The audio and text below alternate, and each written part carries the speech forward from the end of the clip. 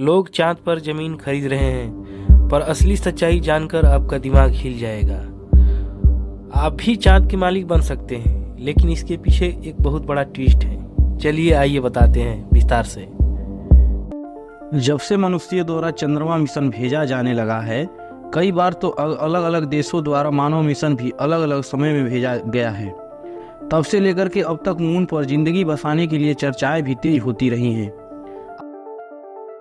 आपने अक्सर सुना होगा कि फलाना आदमी ने चांद पर जमीन ले ली है। तो क्या है चांद पर जमीन लेने की कहानी?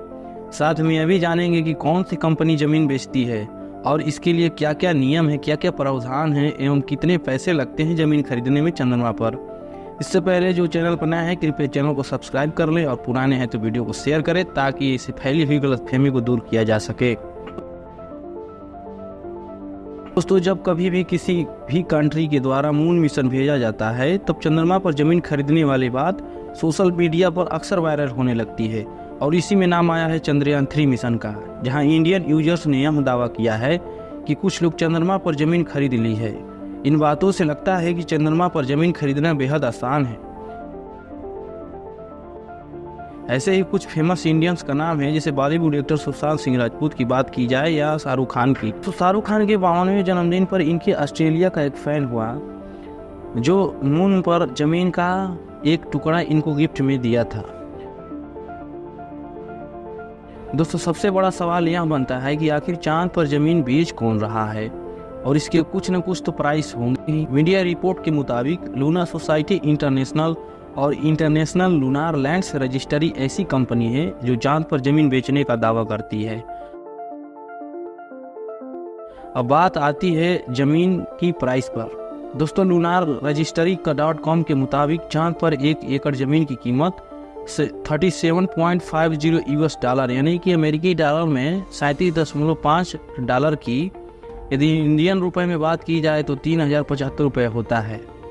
इतने में चंद्रमा पर जमीन मिल जाती है। अब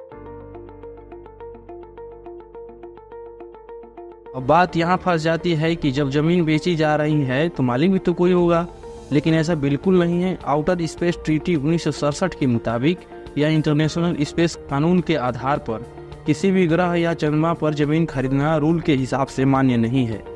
इंटरनेशनल कानून के मुताबिक किसी भी देश का अंतरिक्ष के किसी भी चांद, सितारे या पिंड पर अधिकार नहीं है। भले ही आप चांद पर या मंगल पर झंडा लगा दो, लेकिन आप उस ग्रह के मालिक नहीं हो सकते हैं।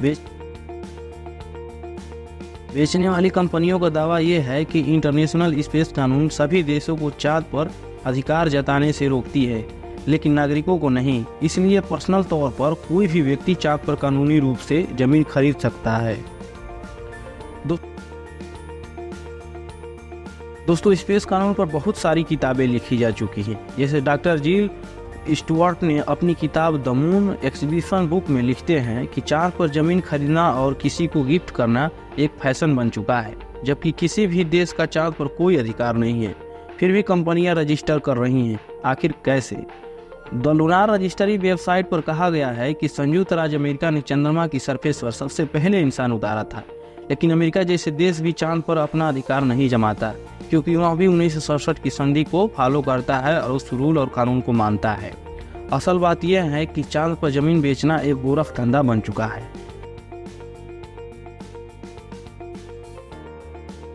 एक बात यह भी है कि खरीदने वाले लोग समाज में अपना भौकाल स्थापित या दिखावे के लिए भी जमीन खरीद रहे हैं चंद्रमा पर। दोस्तों, आउटर स्पेस ट्रीटी में जो 10 अक्टूबर सन 1967 को बनी थी, उस पर इंडिया भी साइन कर चुका है और वह भी इस कानून को मानता है। यानी ग्राहक बस एक फॉर्म भर सकते हैं और उन्हें चंद्रमा पर संपत्ति के अक्षांश और देशांत का उल्लेख करने वाले डॉक्यूमेंट्स के साथ एक प्रमाण पत्र मिलता है या कंपनियों के द्वारा दिया जाता है।